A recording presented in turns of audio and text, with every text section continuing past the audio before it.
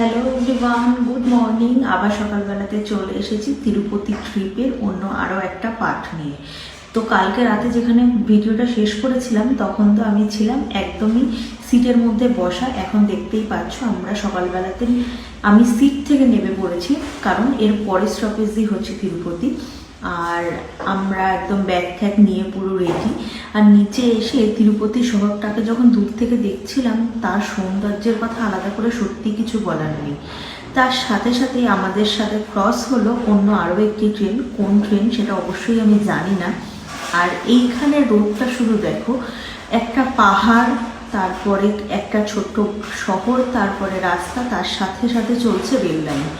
এর সৌন্দর্যটা মানে বলে শেষ করার না। আর কথা বলতে বলতে দেখো আমরা চলে এসেছি তিরুপতি স্টেশনে। এরপর আমরা কি কি করছি সেটা জানতে হলে কিন্তু পরপর মিনি ব্লগগুলো অবশ্যই করে দেখতে হবে।